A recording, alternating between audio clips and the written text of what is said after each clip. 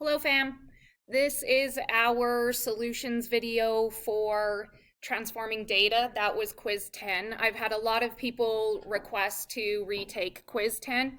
So I'm going to go a little bit more in depth in this solutions video. It's kind of going to be a mix of solutions for quiz 10, but also some study tips for when you do the retake and for your comprehensive exam coming up. At some point within this video, I will give you the access code that you need to retake exam, just kidding, quiz 10. So you watch this video, you get your access code, and then you email me and you say, I'm ready to retake quiz 10. If it's during school hours, I'll probably assign it to you very quickly. If it's outside of school hours, it might take me until school hours to assign it to you. But the moral of the story is you need to email me and let me know that you're ready to retake it, number one. And number two, you need to have the access code. And number three, this is a mix of solutions and study tips. So that being said, I just want to start with some, it's not necessarily a study tip, but something to help me organize the data that we learned in the transforming data lesson. So we have our general information about what happens to a data set on this page and this page.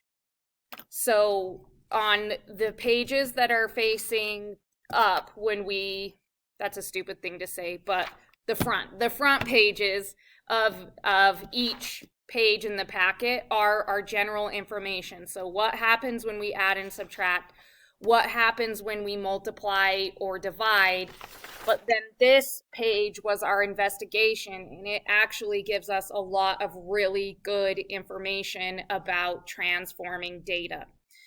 Specifically, we can see the shape of the data in each transformation that we did, and also I have listed here the important parts of a data set that we usually look at. So shape, center, spread. So I'm going to use this as my guide to fill out this table that I have drawn on this separate sheet of paper. And I'm also going to refer to the front pages that go through adding and subtracting, multiplying and dividing. I would strongly suggest that you draw this, that you make your own sheet of paper as a study guide for yourself. If I could require it, I would, but how am I going to check it if I require it? So if we take a data set and we add a value to each observation, what happens to my shape? Well, that's what I did in this example that I have here. I added, and it looks like it took our distribution and just shifted it up by 5. So did my shape change? No. So what happened to shape? It was the same. What happens to my measures of center? So my mean and my median, well, it will increase. Those measurements are going to increase by whatever you added. What will happen to my spread? Nothing. It stays the same. The reason why spread stays the same is because when we're talking about spread relates to positions in our data. So when we talk about range, we can also think about that as where is our max in relation to our min? How far spread out are we from our smallest data value to our largest data value? If you take an entire data set and shift it up, it doesn't change your spread. It just moves your distribution to a different spot. Spread, the relationship between where the observations are, stays exactly the same. So that means standard deviation is the same, range is the same, IQR is the same. So on this paper, that's why I write the same here, because when you look at this transformed set of scores, They're all still the same distance from each other. We didn't shrink our data set and make it closer. We didn't stretch our data set and pull it out from each other. So when you add, your shape will stay the same, your spread will stay the same. Every observation, though, will increase by the amount that you added.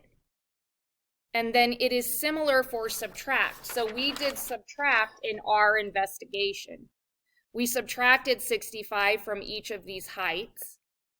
Did our shape change at all? No. So shape is the same. Measures of center decreased by the amount we subtracted.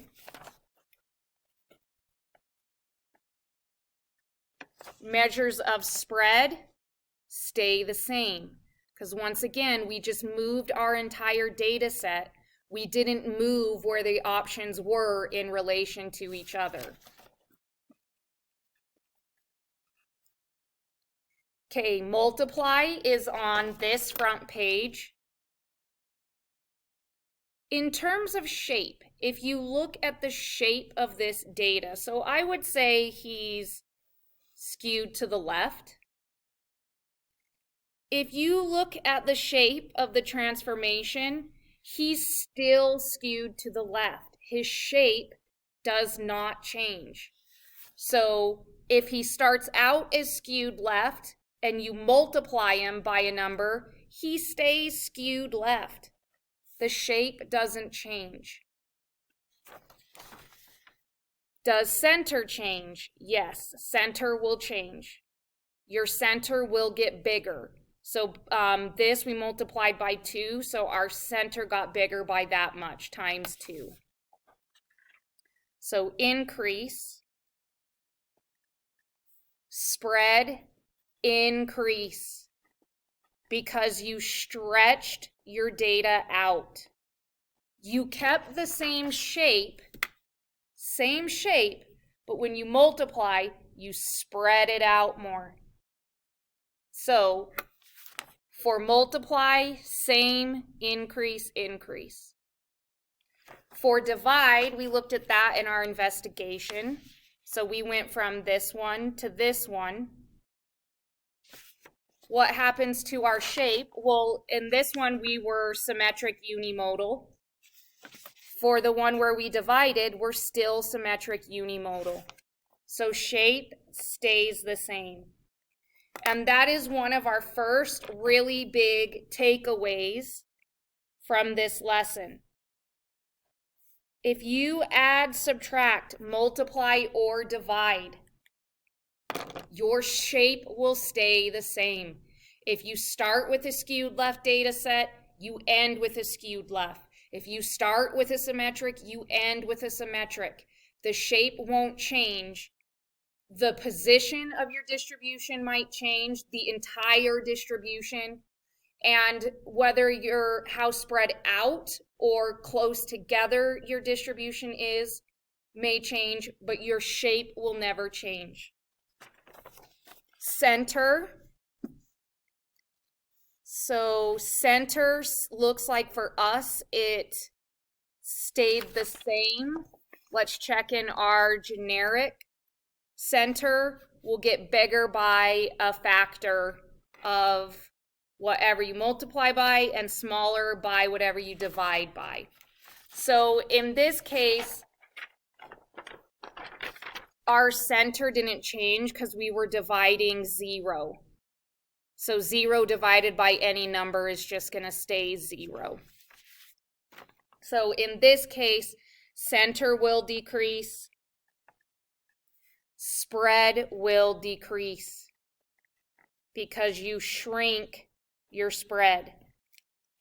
And you can see that in this, comparing this distribution to this distribution. So before I even get into any test corrections, I think that it's really important to understand what happens when you perform a certain transformation on a data set. The other thing that I want to highlight before we move on is that notice that your center column changes. We didn't write stays the same for any transformation in terms of your center.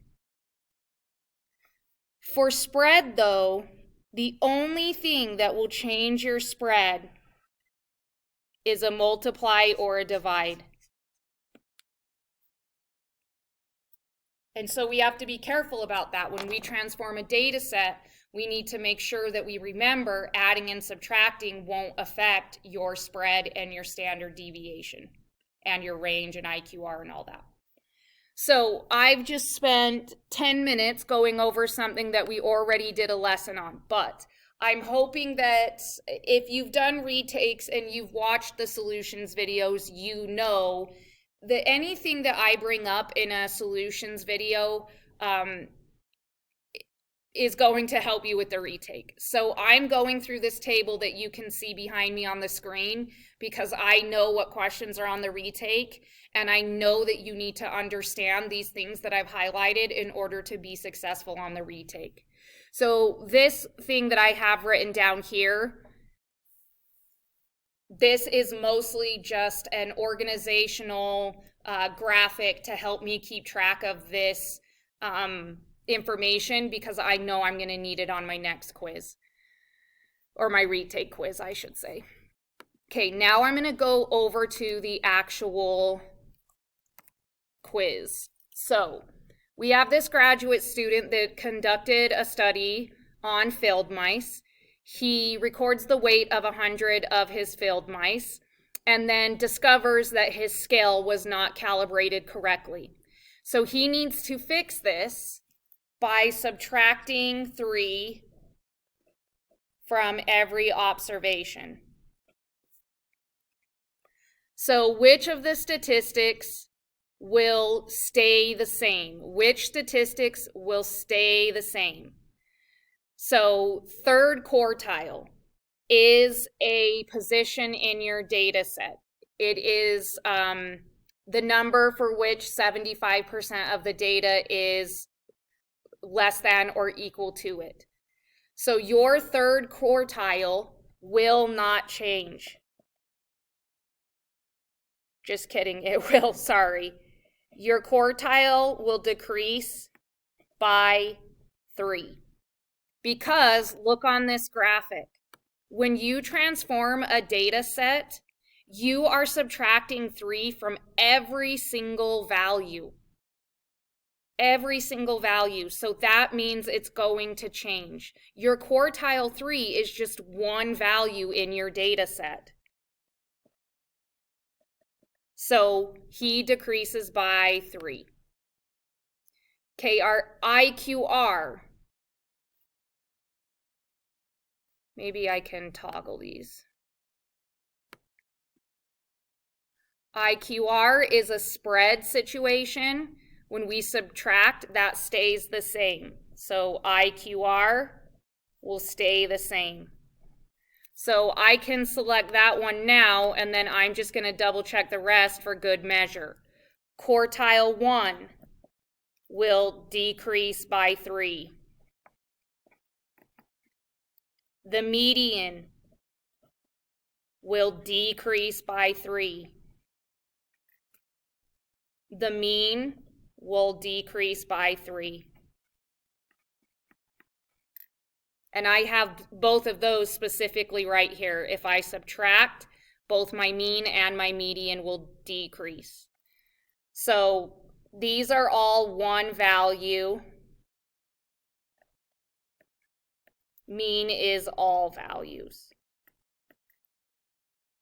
So IQR is the one that will stay the same, and that is because it measures spread.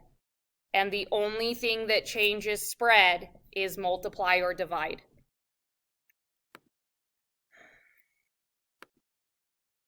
Okay, number 2, data on homes recently sold in a certain town included the area of the home in square feet. We get the summary statistics. The auditor determined that an error was made and that all of the all of the areas should have been 100 feet greater than what was reported.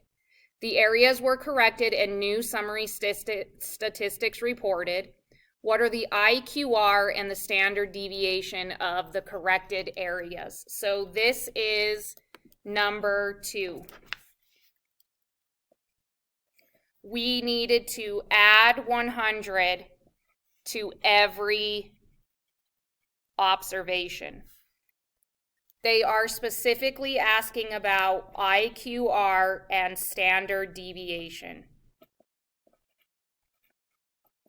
Okay, well, if I go up to my table and I say, all right, I'm adding what happens to my spread values, so IQR, range, standard deviation, they stay the same.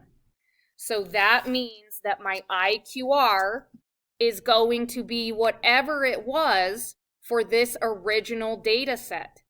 So my IQR will be 1806 subtract 1704, which gives us 102. And our standard deviation in this table is written right here at the end. It is 61.0723. So the correct answer on this one is 102.610723. Spread doesn't change if you add 100 to every value. You could have added 100 to quartile 3, added 100 to quartile 1, and still gotten 102. So you could have transformed it. So maybe I'll do that just to show you, just to make sure that you understand why I didn't transform. Q1 transformed would be 1704 plus 100, which would give us 1804. Q3 transformed would give us 1806 plus 100, which would give us 19. I ran out of storage, so I don't know where the video ended, but just quickly, transformed quartile 3 is 1906. So transformed IQR would be 1906 minus 1804, which does still give us 102. So whether you transform the data or not, you still get the same IQR. This right here in my corner is your access code for the retake. Thanks in all caps is your access code. Thanks in all caps is access code. Okay, now we're moving on to number 3.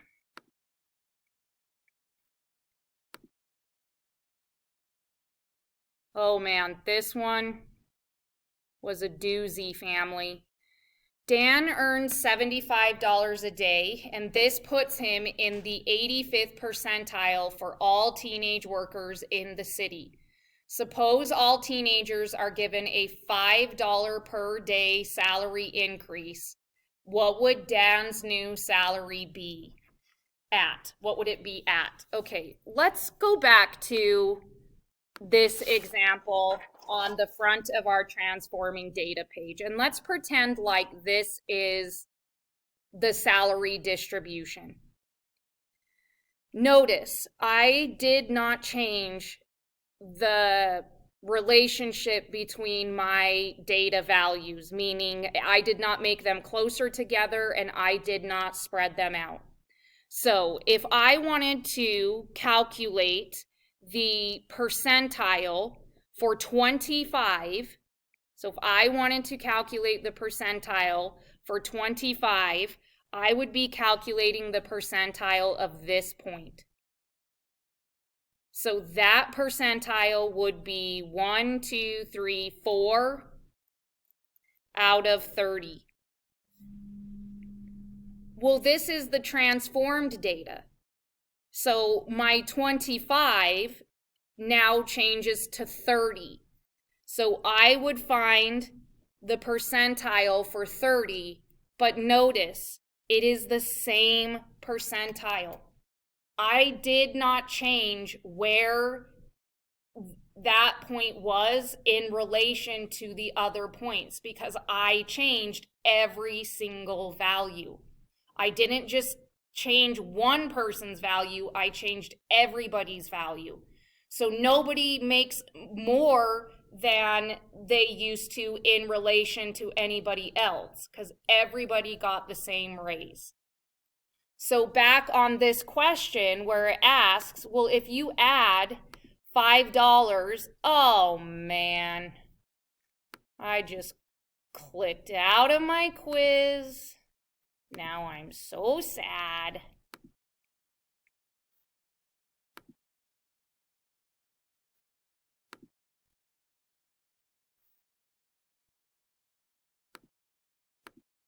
Sorry, I'm just getting us back to where I was. So if I add $5 to everybody's salary, including Dan's, he's still in the same position he was in before. He's still at the 85th percentile. His percentile does not change because he's still in the same position relative to everybody else in the distribution. Okay, question. So I'm going to write down on my little supplementary sheet that I'm making for transforming data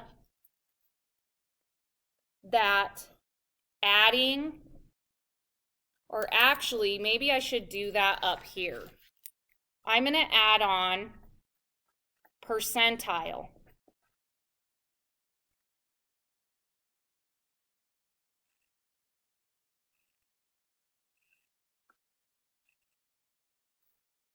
So if I add a value, will the percentile of a specific observation change? No, percentile would stay the same. If I subtract a value, would my percentile change? No, it would stay the same. If I multiplied, it stays the same. How do I know? Well, let's go and check.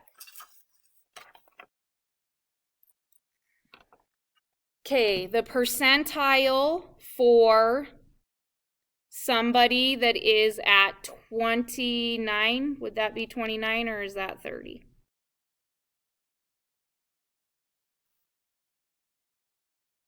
I'm going to call it 29-ish.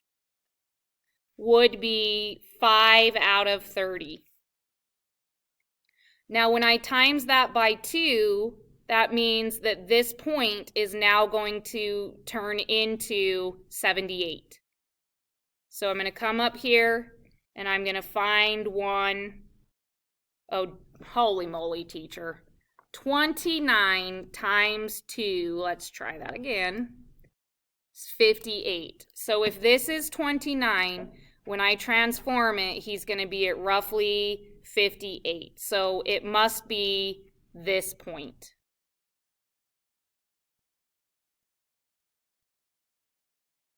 So that is still 5 out of 30. The position didn't change. So even though the data is more spread out, the percentile would not change. And then divide, it will stay the same. So no matter how you transform your data, your percentiles will stay the same. Your percentile will stay the same. Okay, I think we're on the last question. And this one, fam, I do not know what happened on this one. Okay, so we have a height distribution for one of my classes, and we want to change the entire class to z-scores. What will our new summary statistics be? Okay, so let me remind you how we calculate the z-score of any observation. Z is equal to your observation, subtract your mean, divided by your standard deviation. Okay, so we have our first thing to transform is the number of observations. Well, that's silly. That stays the same at 25. Okay, next up is our mean. So mean of t.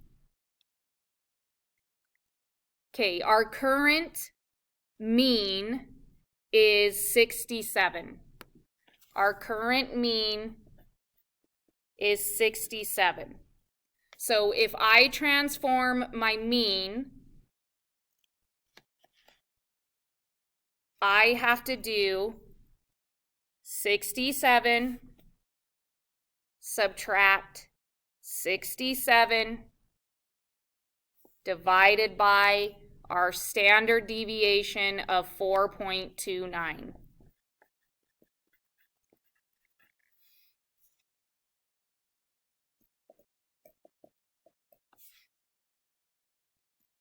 (67 minus 67 is 0, divided by 4.29 is 0. So our mean of our z-scores is 0. Okay, well, what is our new standard deviation? Our new standard deviation is the old standard deviation divided by the standard deviation, which sounds confusing. Why didn't I subtract the mean? Why did I not subtract the mean in this case? Because I'm following this formula. I have my given observation, that's standard deviation, subtract the mean divided by standard deviation. Why did I not subtract the mean? Well, that goes back to this table. When you add or subtract, it does not affect spread. So you don't do it when you perform your transformation. Why did I do it on median and mean? Because notice on center, everything changes.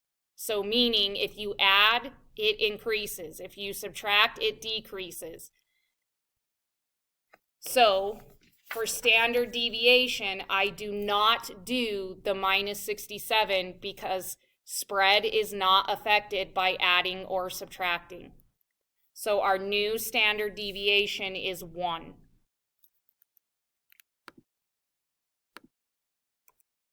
Our minimum is going to be 60 minus 67 divided by 4.29. Remember, for our data set, we have to do this transformation to every single value. So a minimum is just one value in our data set. The standard deviation is not a value in our data set. It is a value that describes our data set. So that's why, part of why we don't have to do the x minus 67 divided by 4.29, because this describes our data set. It is not in our data set. Otherwise, you do have to do the minus 67 and the 4.29. So I get, that's not right, 163.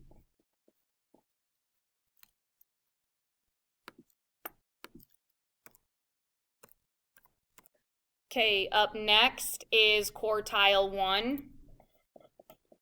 So I do 63 minus 67 divided by 4.29. And if you got all of these wrong, this would be a really good part for you to practice this without me and double check your answers. I got this last one wrong. I apologize. It should be negative.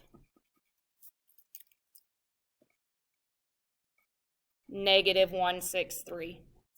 Okay, 63 minus 67 divided by 4.29 gives us a transformation of negative 0.93. So quartile 1 was 63. 63 minus 67, I was just double checking my math. So negative 0.93. Median is 66. Nope, not this one. 66 minus 67 divided by 4.29. Remember, if you got all these wrong, you should pause before I tell you what to do and calculate it for yourself. Negative 0.23.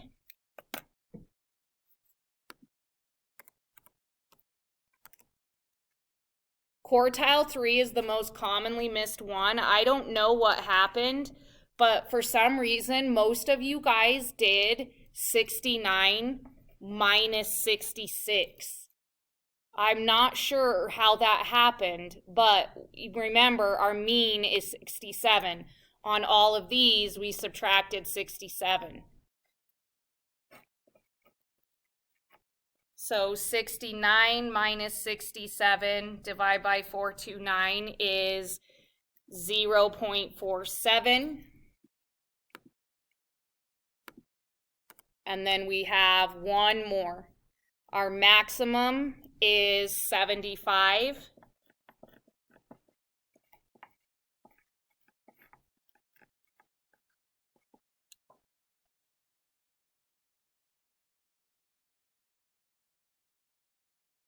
So I'm getting a z-score of 186.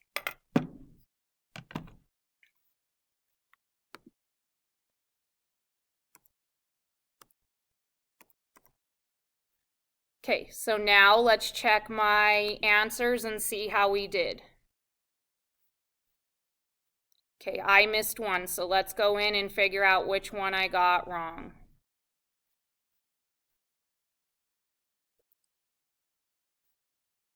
Why didn't it tell me? Did you guys see it? 0, 1, 163. Okay, I'm gonna pause to see if I can figure out which one I got wrong. Oh wait, I think maybe I know.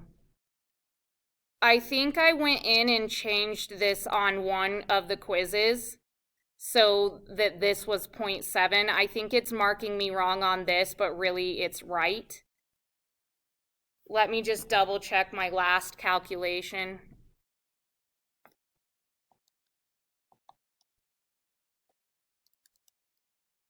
Yeah, I'm pretty sure that it's saying this one is wrong, but it's right. I can go and check really quick.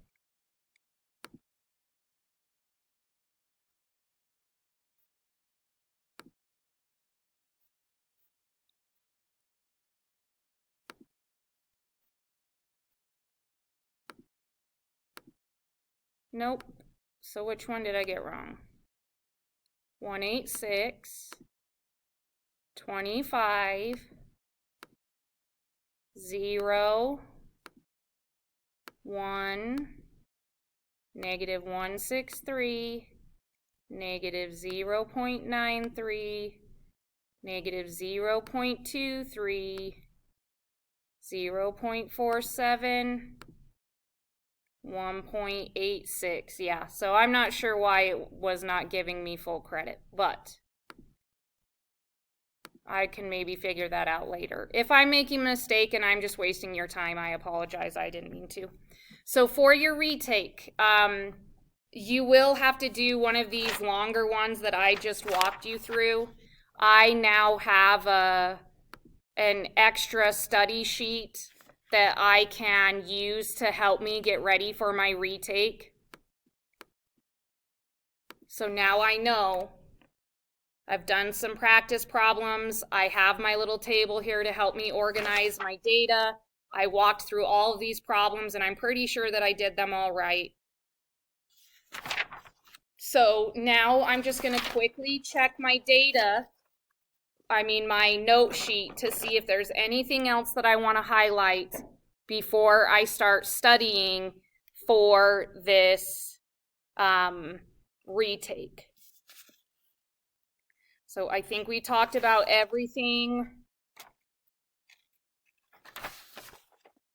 on these pages. If you get stuck on your transformation one, you can use this example as your guide.